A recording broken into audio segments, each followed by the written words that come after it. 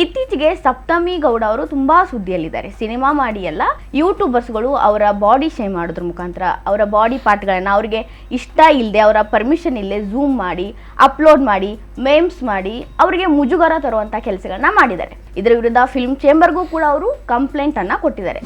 ಸಪ್ತಮಿ ಗೌಡ ಒಬ್ಬರಲ್ಲ, ಅವರು ಹಿಂದೆ ರಮ್ಯಾ ನೀರು ದೋಸೆ ಸಂದರ್ಭದಲ್ಲಿ ಇಬ್ಬರು ಛಾಯಾಗ್ರಾಹಕರ ವಿಷಯದಲ್ಲಿ ಇದೇ ಥರ ಅವರು ಹೇಳಿದರು, ನನ್ನ ಅನುಮತಿ ಇಲ್ಲದೆ ಅವರು ಫೋಟೋ ತೆಗೆದಿದ್ದಾರೆ ಅಂತ. ಆಮೇಲೆ ಐಂದ್ರಿತಾರೆ, ಇದು ಶರ್ಮಿಳಾ ಮಾಡ್ರೆ ಕೇಸ್ ಇತ್ತು, ಪ್ರಿಯಾಂಕಾ ಉಪೇಂದ್ರ ಇತ್ತು, ಒಂದ್ಸಲ ದೀಪಿಕಾ ಪಡ್ಕೋಣೆ ಬಹಳ ಬೋಲ್ಡ್ ಸ್ಟೇಟ್ಮೆಂಟನ್ನು ಅವ್ರು ಕೊಟ್ಟಿದ್ದಾರೆ. ಅದು ಸಾಯಿ ಪಲ್ಲವಿ ಕೇಸ್ನಲ್ಲಿ ಕೂಡ ಅವ್ರು ಬಹಳ ಬೋಲ್ಡ್ ಸ್ಟೇಟ್ಮೆಂಟ್ಗಳನ್ನು ಕೊಟ್ಟಿದ್ದಾರೆ.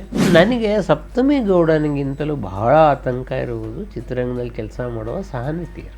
ಶಾರ್ಟ್ ಕಟ್ ಆದಮೇಲೆ ಮನೆಗೆ ಹೋಗಿ ಅಂತ ಹೇಳ್ತಾರೆ, ರಾತ್ರಿ 12 ಆಗಿರುತ್ತೆ ಅಷ್ಟೊತ್ತಿಗೆ. ಹೆಂಗೆ ಮನೆಗೆ ಹೋಗ್ತಾರೆ ಅವರು? ಕಲ್ಪನಾ ಅವರು ನ್ಯಾಷನಲ್ ಕಾಲೇಜಲ್ಲಿ ಒಂದು ಕಾರ್ಯಕ್ರಮಕ್ಕೆ ಗೆಜ್ಜೆ ಪೂಜೆಯ ಮೇಕಪ್ನಲ್ಲಿ ಬಂದಿದ್ದರು ಅಂತ ಬರೀತಾರೆ. ಕಲ್ಪನಾ ಅದಕ್ಕೆ ವಾಪಸ್ ಉತ್ತರ ಬರೀತಾರೆ, ಗೆಜ್ಜೆ ಪೂಜೆ ಮೇಕಪ್ ಅಂದರೆ ಏನು? ಗೆಜ್ಜೆ ಪೂಜೆಯಲ್ಲಿ ವೇಷೆ ಪಾತ್ರ, ಅದು ನಾನು ವೇಷೆ ಥರ ಬಂದಿದ್ದೆ ಅಂತ ಅರ್ಥವ ಇವರು? ಏನು ಕನ್ನಡ ಕಲ್ತಿದ್ದಾರೆ ಇವರು ಅಂತ ಕಲ್ಪನಾ ಉತ್ತರ ಬರೀತಾರೆ. Sexual harassment of working women act ಇದೆ, ಹೌದು. ಅದು 20 ಜನ ಮಹಿಳೆಯರು ಇರುವ ಕಡೆಗೆ ಒಬ್ಬರು ನೋಡಲ್ ಆಫೀಸರ್ ಇರಬೇಕು, ಅವರು ತಮ್ಮ ಕಷ್ಟಗಳನ್ನು ಹೇಳ್ಕೊಳ್ಳೋದಕ್ಕೆ ಪರಿಹಾರ ಇರಬೇಕು ಅಂತ. ಸಪ್ತಮಿ ಗೌಡನ ಇಶ್ಯೂ ಬಂದಿರೋದ್ರಿಂದ ಇನ್ನೊಂದು 10-15 ದಿನ ಚರ್ಚೆ ಇರುತ್ತೆ. ಎಲ್ಲರೂ ಅದಕ್ಕೆ ಶಿವರಾಜ್ ಕುಮಾರ್ ಅಂತ ಹೇಳಿದ್ರು, ಎಲ್ಲರೂ ಸಪೋರ್ಟ್ ಮಾಡ್ತಾರೆ. ಇನ್ನು 20 ದಿನಕ್ಕೆ ಮರ್ತ್ಬಿಡ್ತಾರೆ. ಒಂದು ನಮ್ಮಲ್ಲಿ ಒಂದು ಬೇಜವಾಬ್ದಾರಿ ಹೇಳಿಕೆ ಯಾವತ್ತೂ ಇದೆ, ಸಿನಿಮಾಗೆ ಬಂದಮೇಲೆ ಇವೆಲ್ಲ ಎದುರಿಸೋಕೆ ರೆಡಿ ಇರಬೇಕು, ಇದೆಲ್ಲ ಕಾಮನ್, ಇದು ಸಿನಿಮಾಕ್ಕೆ ಬರಬಾರ್ದಪ್ಪ, ಮನೆಯಲ್ಲೇ ಇರಬೇಕಾಗಿತ್ತು ಅಂಥೇಳಿ ಈ ಮನೋಭಾವನ ತಿದ್ದಬೇಕು. ಸಿನಿಮಾ ಅನ್ನೋದನ್ನು ಒಂದು ಸಂಸ್ಕೃತಿಯಾಗಿ, ಕನಿಷ್ಠ ಸಂಸ್ಕೃತಿಯಾಗಿ ಉಳಿಸ್ಕೋಬೇಕು. ನಮಸ್ಕಾರ ವೀಕ್ಷಕರೇ, ಹೊಸದಿಗಂತ ಡಿಜಿಟಲ್ ಚಾನಲ್ಗೆ ಸ್ವಾಗತ. ಇವತ್ತು ಒಂದು ಮಹತ್ವಪೂರ್ಣ ಡಿಸ್ಕಷನ್ ಅನ್ನ ನಾವು ಮಾಡೋರಿದ್ದೀವಿ. ಸಿನಿಮಾದಲ್ಲಿ ಮಹಿಳೆಯರಿಗೆ ರಕ್ಷಣೆ ಇಲ್ಲ ಅನ್ನೋ ಮಾತುಗಳು ಕೇಳಿಬರ್ತವೆ. ರಕ್ಷಣೆ ಅಷ್ಟೇ ಅಲ್ಲ, ಸೇಫ್ಟಿ ಕೂಡ ಇಲ್ಲ ಅನ್ನೋ ಮಾತುಗಳು ಇದೆ. ಇತ್ತೀಚೆಗೆ ಸಪ್ತಮಿ ಗೌಡ ಅವರು ತುಂಬಾ ಸುದ್ದಿಯಲ್ಲಿದ್ದಾರೆ. ಸಿನಿಮಾ ಮಾಡಿ ಎಲ್ಲ ಅವರು ಒಂದು ವಿವಾದಾತ್ಮಕ ಹೇಳಿಕೆಯನ್ನ ಕೊಡೋದ್ರ ಮೂಲಕ, ವಿವಾದಾತ್ಮಕ ಅನ್ನೋಕಿನ್ನ ಅವರು ಧ್ವನಿ ಎತ್ತಿದ್ದಾರೆ. ಯೂಟ್ಯೂಬರ್ಸ್ಗಳು ಅವರ ಬಾಡಿ ಶೇಮ್ ಮಾಡೋದ್ರ ಮುಖಾಂತರ ಅವರ ಬಾಡಿ ಪಾರ್ಟ್ಗಳನ್ನ ಅವರಿಗೆ ಇಷ್ಟ ಇಲ್ಲದೆ ಅವರ ಪರ್ಮಿಷನ್ ಇಲ್ಲದೆ ಝೂಮ್ ಮಾಡಿ ಅಪ್ಲೋಡ್ ಮಾಡಿ ಮೇಮ್ಸ್ ಮಾಡಿ ಅವರಿಗೆ ಮುಜುಗರ ತರುವಂಥ ಕೆಲಸಗಳನ್ನ ಮಾಡಿದ್ದಾರೆ. ಇದರ ವಿರುದ್ಧ ಅವರು ಸಿಡಿದೆದ್ದಿದ್ದಾರೆ. ಇದರ ವಿರುದ್ಧ ಫಿಲ್ಮ್ ಚೇಂಬರ್ಗೂ ಕೂಡ ಅವರು ಕಂಪ್ಲೇಂಟ್ ಅನ್ನ ಕೊಟ್ಟಿದ್ದಾರೆ. ಅಲ್ಲೇನೆಲ್ಲ ಡಿಸ್ಕಸ್ ಆಯಿತು, ಇದಕ್ಕೆ ಏನು ಸೂಕ್ತ ಕ್ರಮಗಳನ್ನು ತಗೋಬೇಕು, ಇದ್ರ ಬಗ್ಗೆ ಖ್ಯಾತ ಪತ್ರಕರ್ತರಾದ ಶ್ರೀಧರ್ ಮೂರ್ತಿ ಸರ್ ನಮ್ಮ ಜೊತೆಗಿದ್ದಾರೆ. ಅವ್ರ ಜೊತೆನೆ ಮಾತಾಡೋಣ, ಏನು ಇದಕ್ಕೆ ಸೂಕ್ತ ಪರಿಹಾರ ಅಂತ ಕೇಳೋಣ. ಸರ್ ನಮಸ್ಕಾರ. ನಮಸ್ಕಾರ. ಏನು ಸರ್ ಇದಕ್ಕೆ ಪರಿಹಾರ? ಹೌದು, ಇದು ಒಂದು ಬಹಳ ಹಳೆಯ ಸಮಸ್ಯೆ. ಇದು ಒಂದು ಚಿತ್ರರಂಗ ಆರಂಭ ಆದ ಕಾಲಕ್ಕೆ ಮಹಿಳೆಯರೇ ಬರ್ತಾ ಇರಲಿಲ್ಲ, ಹೌದು, ಯಾರೋ ಮಹಿಳೆಯರೇ ಬರ್ತಾ ಇರಲಿಲ್ಲ. ಈ ಹಾರ್ಮೋನಿಯಂ ಶೇಷಗಿರಿ ರಾಯರು ಅಂತ ಕನ್ನಡದ 2ನೇ ಸಂಗೀತ ನಿರ್ದೇಶಕರು, ಹೇಮರೆಡ್ಡಿ ಮಲ್ಲಮ್ಮ ಅಂತ ಒಂದು ಸಿನಿಮಾ, ಅದರಲ್ಲಿ ನೆರಳಿನಲ್ಲಿ ಮಹಿಳೆಯೊಬ್ಬಳು ಬೆತ್ತಲೆ ಆಗುವ ಸೀನನ್ನು ತೆಗೆದಿದ್ರು. ಸೊ ಅವರು ಆ ಸಿನಿಮಾ ಬಿಟ್ಟರು, ಇಲ್ಲ ನನಗೆ ಸಿನಿಮಾ ಇನ್ನು ಮಾಡಲ್ಲ ಅಂತ. ಅವರಲ್ಲಿ ಇನ್ನೊಂದು ಸಿನಿಮಾ ಮಾಡಲಿಲ್ಲ ಅವರು. ಅವಾಗೊಂದು ಸ್ಟೇಟ್ಮೆಂಟ್ ಕೊಟ್ಟರು, ಏನು ಅಂತಂದರೆ ಲೇಡೀಸ್ ಎಂಟ್ರಿ ಆದ್ರಿಂದ ಚಿತ್ರರಂಗ ಹಾಳಾಯಿತು ಅಂತ ಹೇಳಿ. ಆ ಕಾಲದಲ್ಲಿ ಅದ್ರ ಬಗ್ಗೆ ಸಾಕಷ್ಟು ಚರ್ಚೆಗಳು ಆಯಿತು, ಮಹಿಳೆಯರು ಇರಬೇಕಾ ಬೇಡವಾ ಅಂತ ಹೇಳಿ. ನಿಮಗೆ 40-50ರ ದಶಕದಲ್ಲಿ ಏನಾಗೋದು, ಹೀರೋಯಿನ್ ಬಂದರೆ ಅವ್ರ ಅಮ್ಮನೋ ಅವ್ರ ಅಣ್ಣನೋ ಯಾರೋ ಒಬ್ಬರು ಫ್ಯಾಮಿಲಿಯಲ್ಲಿ ಇರೋರು. ಎರಡನೇದು, ನಿಮಗೆ ಬಹಳಷ್ಟು ಪತ್ರಕರ್ತರು ಆ ಕಾಲದಲ್ಲಿ, ನಾನು ಕೆಲವು ಮಹಿಳಾ ಪತ್ರಕರ್ತರನ್ನ ನೆನಪು ಮಾಡ್ಕೊಂಡು ಡಾಕ್ಟರ್ ವಿಜಯ ಅಂತವ್ರು, ಅವರಿಗೆ ಬೆನ್ನೆಲುಬಾಗಿ ನಿಂತ್ಕೊಳ್ಳೋದು. ಅವಾಗ ಪತ್ರಿಕಾಗೋಷ್ಠಿಗಳು ಹೆಂಗಿರ್ತಿತ್ತು ಅಂದರೆ ಮುದ್ರಣ ಮಾಧ್ಯಮ ಮಾತ್ರ, ಬೇರೆ ಪತ್ರಿಕಾ ಮಾಧ್ಯಮನೇ ಇರಲಿಲ್ಲ ಆ ಕಾಲ. ನಾವು ನೋಡಿದ್ದೀವಿ, ಒಂದು 5-6 ಪತ್ರಿಕೆಗಳು ಬಹಳ ಮುಖ್ಯವಾಗಿದ್ದು, ಮತ್ತು ಇನ್ನೊಂದು ಸಿನಿಮಾ ಪತ್ರಿಕೆಗಳು ಸೇರಿ 15-20 ಜನ ಪತ್ರಕರ್ತರು. ಅದು ನಿಮ್ಗೆ 15-20 ಜನ ಸಿನಿಮಾದವ್ರು ಕೂತ್ಕೊಂಡು ಮಾತಾಡೋದಿತ್ತಲ್ಲ, ಅದು ಬಹಳ ಕೌಟುಂಬಿಕ ಚರ್ಚೆ. ಆಮೇಲೆ ನೀವು ಬರೀಬೇಕಾದ್ರೆ ಕೂಡ ಇದೆಲ್ಲ ಬೇಡಮ್ಮ, ನೀನು ಹೇಳಕ್ಕೆ ಹೋಗ್ಬೇಡ ಅಂತ ಪತ್ರಕರ್ತರೇ ಹೇಳೋರು ಅವ್ರಿಗೆ. ಇವತ್ತು ಏನಾಗಿದೆ ಅಂತಂದರೆ, ಈ ಸಮಸ್ಯೆ ಹೆಂಗೆ ಸೃಷ್ಟಿಯಾಗಿದೆ ಅಂತಂದರೆ ಡಿವೈಡ್ ಆಗಿದೆ. ಒಂದು ಪ್ರಿಂಟ್ ಮೀಡಿಯಾ, ಇನ್ನೊಂದು ವಿಜುವಲ್ ಮೀಡಿಯಾ, ಮತ್ತೊಂದು ಡಿಜಿಟಲ್ ಮೀಡಿಯಾ. ಡಿಜಿಟಲ್ ಮೀಡಿಯಾದ ಆಚೆಗೆ ಇನ್ನೊಂದಿದೆ, ಅದು ಮೀಮ್ಸು ರೀಲ್ಸ್ಗಳನ್ನು ಮಾಡುವಂಥವ್ರು, ಅಂದರೆ ಸ್ಟೋರಿ ಕೂಡ ಮಾಡ್ತಾ ಇಲ್ಲ ಇವತ್ತು. ಸೊ ನಾನು ಯಾರೋ ಅವರು ನಿರ್ಮಾಪಕರ ಹತ್ರ ಹೀಗೆ, ಅವ್ರನ್ನೆಲ್ಲ ಯಾಕ್ರಿ ಕರಿತೀರಾ ಅಂತಂದರೆ, ಅವರು ಸರ್ ಈಗ ಪ್ರಿಂಟ್ ಮೀಡಿಯಾ ಯಾರೂ ಓದಲ್ಲ ಸರ್, ಪೇಪರ್ ಓದಲ್ಲ ಜನ. ವಿಜುವಲ್ ಮೀಡಿಯಾ ನಮ್ಮ ಕೈಯಲ್ಲಿ ಆಗಲ್ಲ ಸರ್, ಲಕ್ಷಗಟ್ಟಲೆ ದುಡ್ಡು ಕೇಳ್ತಾರೆ. ಇವರಾದರೆ ಸಿಕ್ಕಾಪಟ್ಟೆ ಲೈಕ್ಸು ಎಲ್ಲ ವ್ಯೂಸ್ ಎಲ್ಲ ಬರುತ್ತೆ, 10,000 15,000 ಎಲ್ಲ ವ್ಯೂಸ್ ಇರುತ್ತೆ ಸರ್. ಆದರೆ 10-15,000 ವ್ಯೂಸ್ ಇರೋ ರೀಲ್ಸ್ಗಳು ಹೆಂಗಿರ್ತವೆ ಅಂತಂದ್ರೆ ಅದು ಯಾವ ಸಿನಿಮಾ ಅಂತಲೂ ಗೊತ್ತಿರಲ್ಲ, ಯಾವ ಪ್ರೋಗ್ರಾಮ್ ಅಂತಲೂ ಗೊತ್ತಿರಲ್ಲ, ಏನೂ ಗೊತ್ತಿಲ್ಲ. ಈ ಸಮಸ್ಯೆ ಅದು ನಿಮ್ಗಿವತ್ತು ಈಗ ಒಂದು ಪತ್ರಿಕೆ ಅಂತಾದರೆ ಅಟ್ಲೀಸ್ಟ್ ನೀವು ಸಂಪಾದಕರಿಗಾರು ಫೋನ್ ಮಾಡಿ ಕೇಳ್ತಾರೆ, ನಿಮ್ಮ ಪತ್ರಿಕೆಯಲ್ಲಿ ಏನ್ರಿ ಹಿಂಗೆ ಬಂದಿದೆ ಹೌದು, ಅಥವಾ ಯಾರೋ ಗೊತ್ತಿರೋರಿಗೆ ಆ ಪತ್ರಿಕೆಯಲ್ಲಿ ಗೊತ್ತಿರೋರಿಗೆ ಕೇಳ್ತಾ ಇತ್ತು. ಇವತ್ತು ಒಂದು ಮೊಬೈಲ್ ಇಟ್ಕೊಂಡು ಬರ್ತಾರೆ, ಅವ್ರಿಗೆ ಯಾರು ಅಂತಲೇ ಗೊತ್ತಿರಲ್ಲ. ಆಮೇಲೆ ಒಂದು 150-200 ಜನ, ನಾನು ಒಂದು ಶರ್ಟನ್ ಹೋಟ್ಲಲ್ಲಿ ದೊಡ್ಡ ಗಲಾಟೆ. ಈ ಶರ್ಟನ್ ಹೋಟೆಲ್ ಅಂತ ಕಡೆ 3,000 ರೂಪಾಯಿ ಒಂದು ಊಟಕ್ಕೆ ರೇಟ್ ಇರುವಾಗ, 3,000-4,000 ಇರೋ ಕಡೆಗೆ 60 ಜನಕ್ಕೆ ಊಟಕ್ಕೆ ಹೇಳಿರ್ತಾರೆ. 200 ಜನ ಬಂದರೆ ನಿರ್ಮಾಪಕರು ಹೆಂಗೆ ತಡ್ಕೊಳ್ತಾರೆ? ಈಗ 60-80 ಜನ ಬಂದರೆ ಹೋಟೆಲ್ನವ್ರು ಯಾರು ಒಂದು ಮಾರ್ಜಿನ್ ಇಟ್ಕೊಂಡಿರ್ತಾರೆ. 200 ಜನ ಬಂದ್ಬಿಟ್ಟು ಗಲಾಟೆ ಮಾಡ್ತಾರೆ, ನಮ್ಮನ್ನು ಯಾಕೆ ಕರೆದಿದ್ದೀರಾ ಅಂತೇಳಿ. ಇವ್ರನ್ನ ಯಾರು ಕರೆದಿರ್ತಾರೆ? ಭಾಳ ದೊಡ್ಡ ಕಷ್ಟ. ಇದಕ್ಕೆ ಪರಿಹಾರ ಏನು ಅಂತ ಒಂದು ಹಳೇದು ನಾನು ನಿಮ್ಗೆ ಹೇಳಿದೆ, ಇದು ನನ್ನದೇ ಪುಸ್ತಕ, ಇದು ಹೊನ್ನಪ್ಪ ಭಾಗವತರದ್ದು. ಈ ಕತೆ ಎಲ್ಲಿಂದ ಶುರುವಾಗಿದೆ ಅಂತಂದರೆ ಇದು 44ನೇ ಇಸ್ವಿ ಕತೆ. ನಾನು ಹೇಳ್ತೇನೆ, CN ಲಕ್ಷ್ಮೀಕಾಂತನ್ ಅಂತ ಹೇಳಿ ಅವರು ಹಿಂದೂ ನೇಷನ್ ಅಂತ ಪತ್ರಿಕೆ ಮಾಡೋರು. ಈಗ ಟ್ಯಾಬ್ಲೆಟ್ಗಳಿತ್ತೆ, 44ನೇ ಇಸ್ವಿ ಟ್ಯಾಬ್ಲೆಟ್ ಅದು. ಸೊ ಅದರಲ್ಲಿ ಚಿತ್ರರಂಗದವರು ಸೇರಿ ಅನೇಕ ಶೃಂಗಾರ ಕಥೆಗಳನ್ನು ಬರೆಯೋರು ಅವರು.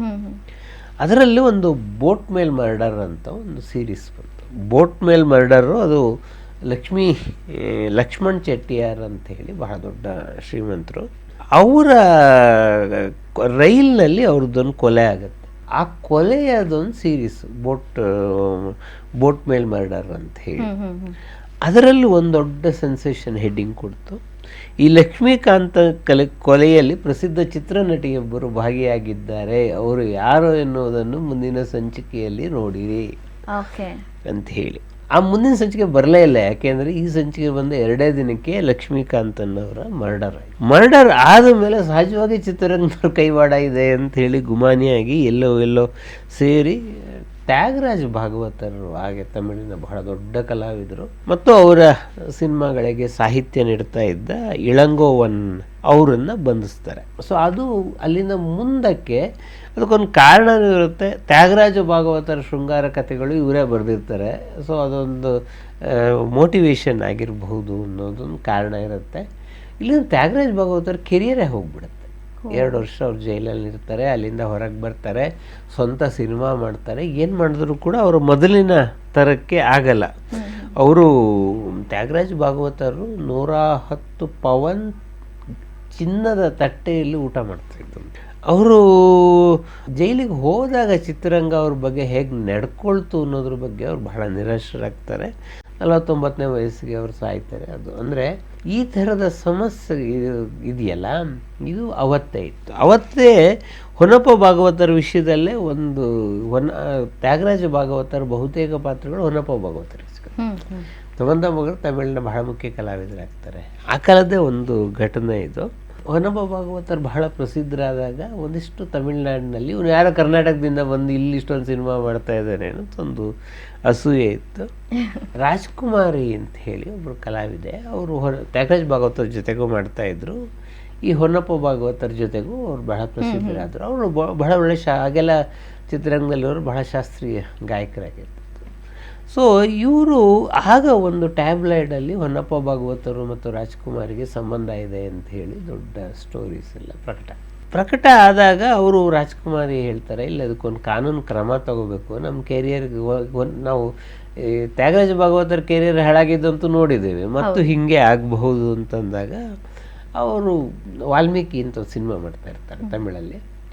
ಆವಾಗ ಜುಪಿಟರ್ ಪಿಕ್ಚರ್ಸ್ನ ಹೊನ್ನರಂಗಮ್ ಅವರನ್ನು ಅದರ ಪ್ರೊಡ್ಯೂಸರ್, ಅಂದರೆ ನಂಗೆ ಇಲ್ಲಿ ಯಾರೋ ಅಡ್ವೊಕೇಟ್ಸ್ ಗೊತ್ತಿಲ್ಲ, ನಾನು ಕರ್ನಾಟಕದಿಂದ ಬಂದಿರೋನು, ಯಾರನ್ನಾರ ಮಾಡಿ ಅಂತ ಹೇಳ್ತಾರೆ. ಅವರು ಏನು ಹೇಳ್ತಾರೆ, ಇಲ್ಲ ಹೌದು ಅಡ್ವೊಕೇಟ್ ಕರಿಬೋದು, ಅದು ಕೇಸ್ ಹಾಕಿರಿ, ಪರಿಹಾರ ಆಗೋದಕ್ಕೆ ಎಷ್ಟು ದಿನ ಬೇಕಾಗತ್ತೆ, ಅದಕ್ಕೊಂದು ಕೆಲಸ ಮಾಡೋಣ ಅಂತ ಕೊಯಮತ್ತೂರು ಸೆಂಟ್ರಲ್ ಸ್ಟುಡಿಯೋದಲ್ಲಿ ರೆಕಾರ್ಡಿಂಗ್ ಆಗ್ತಾ ಇರುತ್ತೆ. ಅಲ್ಲಿಗೆ ಬಹಳ ಉಪಾಯದಿಂದ ಎಡಿಟ್ರನ್ನ ಕರೆಸ್ಕೊಳ್ತಾರೆ. ಕರೆಸ್ಕೊಂಡು ಅವ್ರನ್ನ ತೆಂಗಿನ ಮರಕ್ಕೆ ಕಟ್ಬಿಟ್ಟು ಏನ್ ಅನ್ಕೊಂಡಿದ್ಯಾ ನೀನು ಅಂತ ಹೇಳಿ ದಬಾಯಿಸಿ ನೆಕ್ಸ್ಟ್ ಇಶ್ಯೂನಲ್ಲೇ ಇವ್ರನ್ನ ಹೊಗಳಿ ನಿನ್ ಲೇಖನ ಬರೆದ್ರೆ ಬದುಕಂತೆ ಇಲ್ದಿರ ನಿನ್ ಮರ್ಡರ್ ಮಾಡಿಸ್ತೀವಿ ನಾವು ಅಂತ ಹೆದರಿಸ್ತಾರೆ. ಇದು ಇತಿಹಾಸದಲ್ಲಿ ಇರೋದು ಘಟನೆ. ನೀವು ಇದನ್ನ ಆಧಾರವಾಗಿ ಇಟ್ಕೊಳ್ತೀರಾ, ಇದೆಲ್ಲ ಆಧಾರವಾಗಿ ಇಟ್ಕೊಳ್ತೀರಾ ಅನ್ನೋದು ಒಂದು ಬಹಳ ಗಂಭೀರವಾದ ಪ್ರಶ್ನೆ. ಇದು ಕಲ್ಪನಾ ಅಂತಂದ್ರೆ ತುಂಬ ಒಂದು ಪತ್ರಿಕೆಯಲ್ಲಿ ಅದು ಕಲ್ಪನಾ ಸ್ವತಃ ಬರಹಗಾರ್ತಿ ಲೇಖನಗಳನ್ನು ಬರೀತಿದ್ರು. ಕಲ್ಪನಾ ಅವರು ನ್ಯಾಷನಲ್ ಕಾಲೇಜಲ್ಲಿ ಒಂದು ಕಾರ್ಯಕ್ರಮಕ್ಕೆ ಗೆಜ್ಜೆ ಪೂಜೆಯ ಮೇಕಪ್ನಲ್ಲಿ ಬಂದಿದ್ದರು ಅಂತ ಬರೀತಾರೆ. ಕಲ್ಪನಾ ಅದಕ್ಕೆ ವಾಪಸ್ ಉತ್ತರ ಬರೀತಾರೆ, ಗೆಜ್ಜೆ ಪೂಜೆ ಮೇಕಪ್ ಅಂದ್ರೆ ಏನು, ಗೆಜ್ಜೆ ಪೂಜೆಯಲ್ಲಿ ವೇಷೆ ಪಾತ್ರ, ಅದು ನಾನು ವೇಷೆ ಥರ ಬಂದಿದ್ದೆ ಅಂತ ಅರ್ಥವ, ಇವರು ಏನು ಕನ್ನಡ ಕಲ್ತಿದ್ದಾರೆ ಇವರು ಅಂತ ಕಲ್ಪನಾ ಉತ್ತರ ಬರೀತಾರೆ.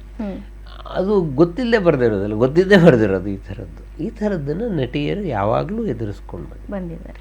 ಇದಕ್ಕೆ ಎರಡು ನನಗೆ ಪರಿಹಾರ ಅಂತ ಒಂದು ಅನಿಸುತ್ತೆ. ಒಂದು, ನಮ್ಮಲ್ಲಿ sexual harassment of working women act ಇದೆ. ಹೌದು, ಅದು 20 ಜನ ಮಹಿಳೆಯರು ಇರುವ ಕಡೆಗೆ ಒಬ್ಬರು ನೋಡಲ್ ಆಫೀಸರ್ ಇರಬೇಕು, ಅವರು ತಮ್ಮ ಕಷ್ಟಗಳನ್ನು ಹೇಳ್ಕೊಳ್ಳೋದಕ್ಕೆ ಪರಿಹಾರ ಇರಬೇಕು ಅಂತಿದೆ.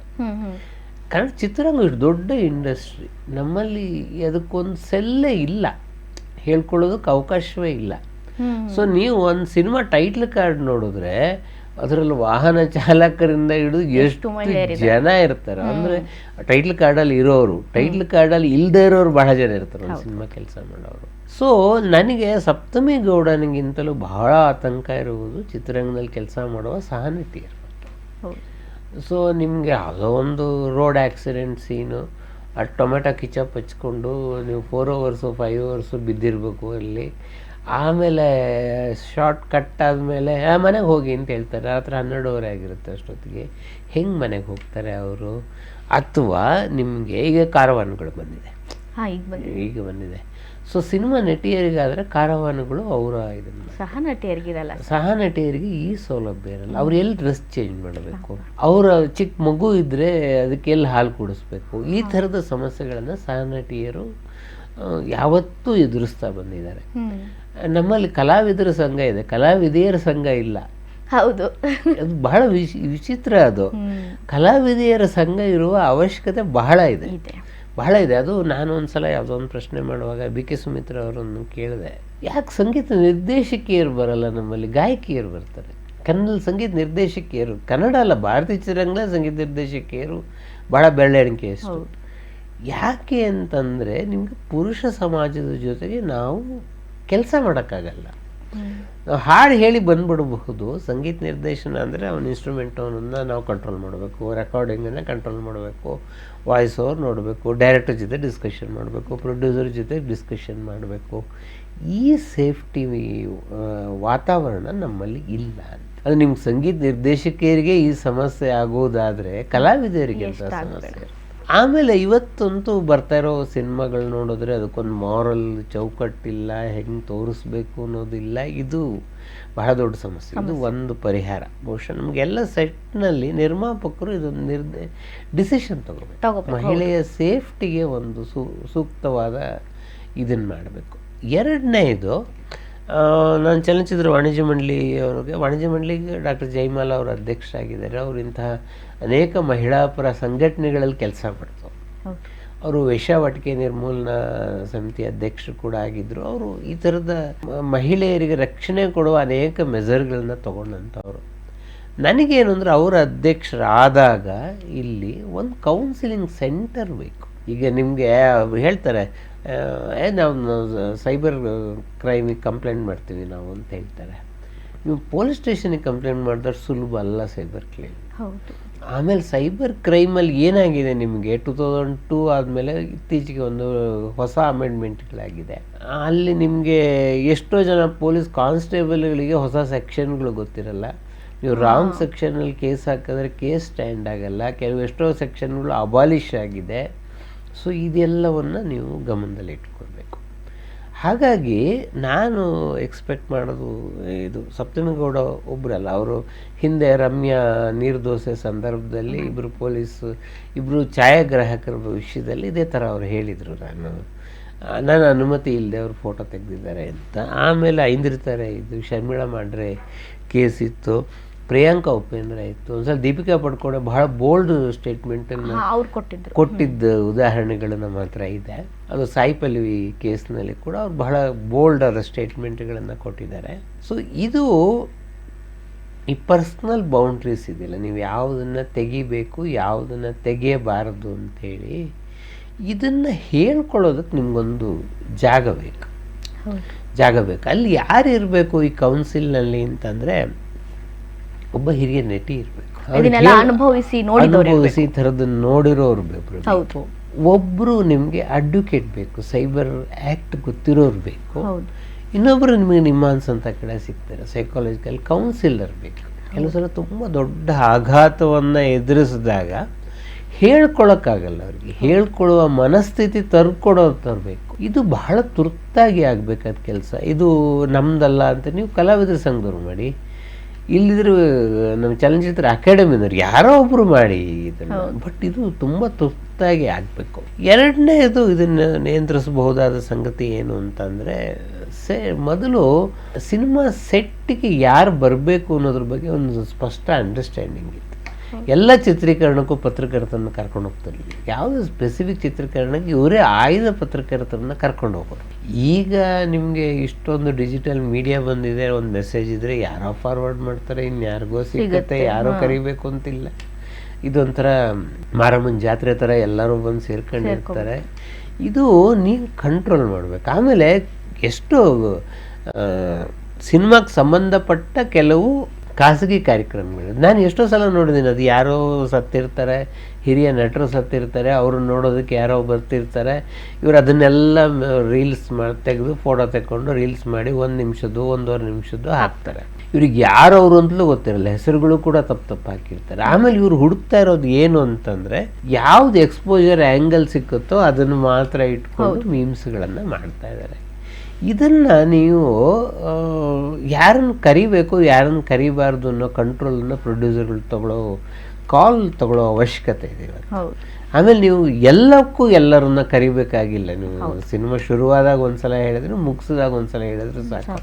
ಇಲ್ಲಿದ್ದೆಲ್ಲ ಇವತ್ತು ನಾನು ಭಾಳ ಸಲ ಅಂದ್ಕೊಳ್ಳೋದು, ಇವತ್ತು ಕೋವಿಡ್ ಆದಮೇಲಂತೂ ಇಷ್ಟೆಲ್ಲ ಝೂಮ್ ಮೀಟಿಂಗ್ಗಳಾಗೋ ಕಾಲದಲ್ಲಿ ನೀವು ಯಾಕೆ ಫಿಸಿಕಲಿ ಜರ್ನಲಿಸ್ಟ್ಗಳನ್ನೆಲ್ಲ ಅಲ್ಲಿ ಕರಿತೀರಿ? ಹೌದು, ನೀವು ಝೂಮ್ನಲ್ಲೇ ಎಲ್ಲರಿಗೂ ಹೇಳ್ಬೋದಲ್ಲ, ನೀವು ಫೋಟೋಗಳು ವಿಡಿಯೋಗಳನ್ನು ಕಳಿಸ್ಬೋದಲ್ಲ.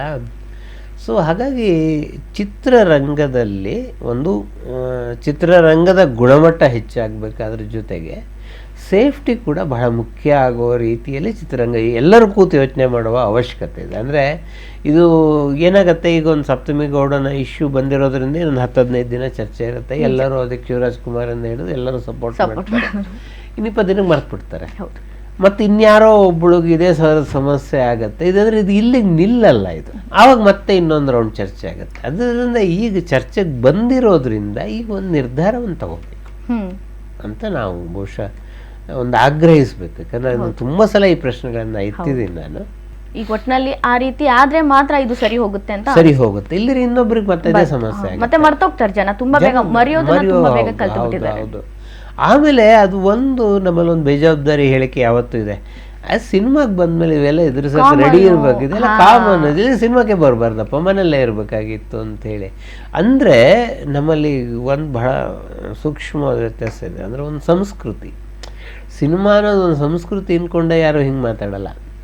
ಸಿನಿಮಾ ಅನ್ನೋದೊಂದು ಪ್ರಾಡಕ್ಟ್, ಅಂದರೆ ಸರಕು ಅಂತ ನೀವು ಅಂದುಕೊಂಡ್ರೆ, ಅಂದರೆ ನೀವು ಮಾರಾಟ ಮಾಡೋಕ್ಕೆ ಏನು ಮಾಡಿದ್ರು ತಪ್ಪಿಲ್ಲ, ಅದು ಸರಕು. ಅದು ಅಲ್ಲಿ ಹೆಣ್ಣು ಕೂಡ ಸರಕಾಗ್ಬಿಡ್ತಾಳೆ. ಹೌದು, ನೀವು ಹಿಂಗೆ ಯೋಚನೆ ಮಾಡೋದಕ್ಕೆ ಶುರು ಮಾಡಿದ್ರೆ ಈ ಮನೋಭಾವನ ತಿದ್ದಬೇಕು ನಾವು. ಸಿನಿಮಾ ಅನ್ನೋದನ್ನು ಒಂದು ಸಂಸ್ಕೃತಿಯಾಗಿ, ಕನಿಷ್ಠ ಸಂಸ್ಕೃತಿಯಾಗಿ ಉಳಿಸ್ಕೋಬೇಕು ನಾವು.